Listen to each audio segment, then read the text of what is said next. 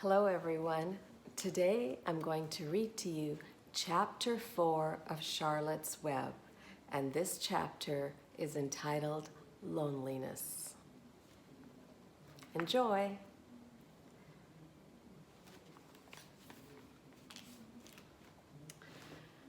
The next day was rainy and dark. Rain fell on the roof of the barn and dripped steadily from the eaves. Rain fell in the barnyard and ran in crooked courses down into the lane where thistles and pigweed grew. Rain spattered against Mrs. Zuckerman's kitchen windows and came gushing out of the downspouts. Rain fell on the backs of the sheep as they grazed in the meadow. When the sheep tired of standing in the rain, they walked slowly up the lane and into the fold. Rain upset Wilbur's plans. Wilbur had planned to go out that day and dig a new hole in his yard. He had other plans too. His plans for the day went something like this. Breakfast at 6:30, skim milk, crust, middlings, bits of donuts, wheat cakes with drops of maple syrup sticking to them, potato skins, leftover custard pudding with raisins, and bits of shredded wheat. Breakfast would be finished at 7. From 7 to 8, Wilbur planned to have a talk with Templeton, the rat that lived under his trough. Talking with Templeton was not the most interesting occupation in the world, but it was better than nothing. From 8 to 9, Wilbur planned to take a nap outdoors in the sun. From 9 to 11, he planned to dig a hole or trench and possibly find something good to eat buried in the dirt. From 11 to 12, he planned to stand still and watch flies on the boards, watch bees in the clover, and watch the swallows in the air. 12 o'clock, lunchtime, muddlings, warm water, apple parings, meat gravy, carrot scrapings, meat scraps, stale hominy, and the wrapper off a package of cheese. Lunch would be over at 1. From 1 to 2, Wilbur planned to sleep. From 2 to 3, he planned to scratch itchy places by rubbing against the fence. From 3 to 4, he planned to stand perfectly still and think of what it was like to be alive and to wait for Fern. At 4 would come supper, skim milk, provender, leftover sandwich from Lurvy's lunchbox, prune skins, a morsel of this, a bit of that, fried potatoes, marmalade drippings, a little more of this and a little more of that, a piece of baked apple, a scrap of upside-down cake. Wilbur had gone to sleep thinking about these plans. He woke at 6 and saw the rain, and it seemed as though he couldn't bear it. I'd get everything all beautifully planned out, and it has to go and rain, he said. For a while he stood gloomily indoors. Then he walked to the door and looked out. Drops of rain struck his face. His yard was cold and wet. His trough had an inch of rainwater in it. Templeton was nowhere to be seen. "Are you out there, Templeton?" called Wilbur. There was no answer. Wilbur felt lonely and friendless. "One day just like another," he groaned. "I'm very young. I have no real friends here in the barn. It's going to rain all morning and all afternoon, and Fern won't come in such bad weather. Oh, honestly." And Wilbur was crying again for the second time in 2 days. At 6:30, Wilbur heard the banging of a pail. Lurvy was standing outside in the rain, stirring up breakfast. "Come on, pig," said Lurvy. Wilbur did not budge.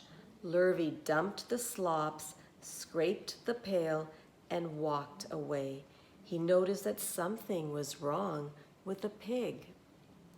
Wilbur didn't want food. He wanted love. He wanted a friend, someone who would play with him.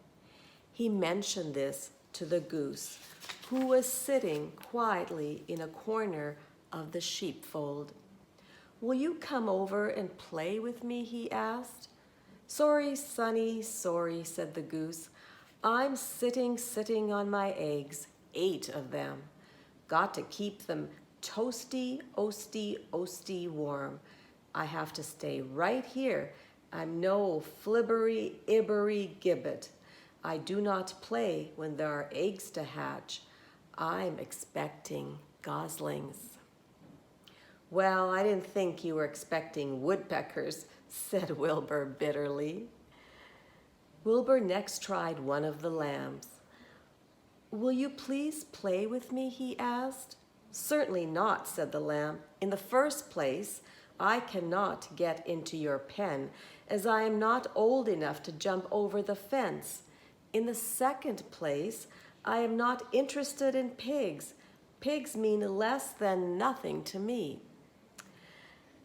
"What do you mean, less than nothing?" replied Wilbur. "I didn't think there is any such thing as less than nothing." Nothing is absolutely the limit of nothingness. It's the lowest you can go. It's the end of the line. How can something be less than nothing? If there were something that was less than nothing, then nothing would not be nothing. It would be something, even though it's just a very little bit of something. But if nothing is nothing, then nothing has nothing that is less than it is.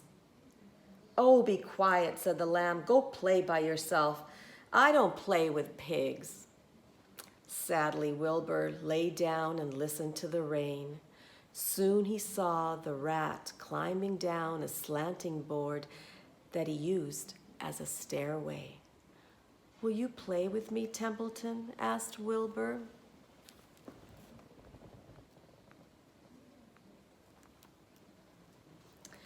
"Play," said Templeton, twirling his whiskers. "Play? I hardly know the meaning of the word."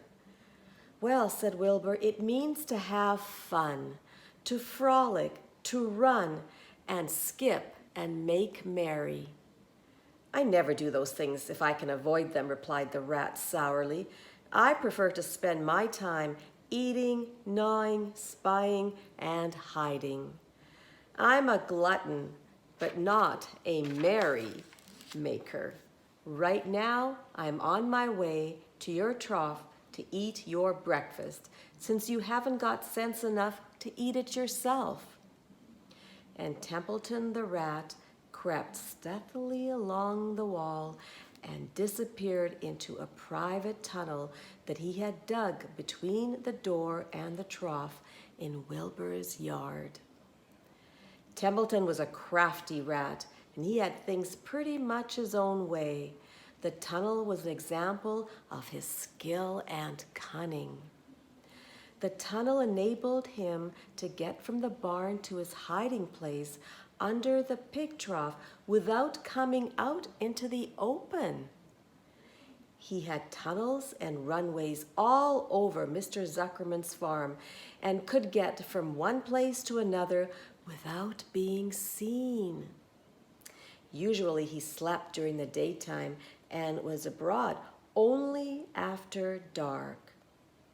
Wilbur watched him disappear into his tunnel. In a moment he saw the rat's sharp nose poke out from underneath the wooden trough. Cautiously, Templeton pulled himself up over the edge of the trough. This was almost more than Wilbur could stand. On this dreary, rainy day, to see his breakfast being eaten by somebody else. He knew Templeton was getting soaked out there in the pouring rain, but even that didn't comfort him. Friendless, dejected, and hungry, he threw himself down in the manure and sobbed. Late that afternoon, Lurvy went to Mr. Zuckerman. "I think there's something wrong with that pig of yours. He hasn't touched his food." "Give him 2 spoonfuls of sulfur and a little molasses," said Mr. Zuckerman. Wilbur couldn't believe what was happening to him when Lurvy caught him and forced the medicine down his throat. This was certainly the worst day of his life. He didn't know whether he could endure the awful loneliness anymore.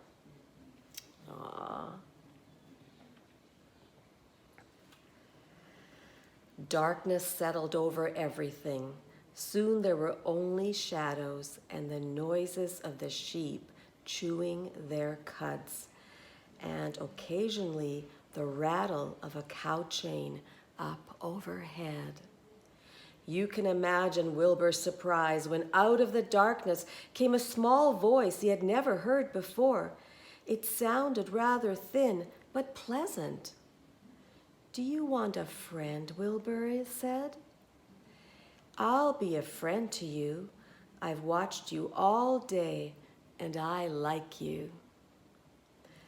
"But I can't see you," said Wilbur, jumping to his feet. "Where are you, and who are you?" "I'm right up here," said the voice. "Go to sleep. You'll see me in the morning." Next time, I will read to you Chapter 5, and it's called Charlotte from Charlotte's Web. I hope you have a great day. Lots of love.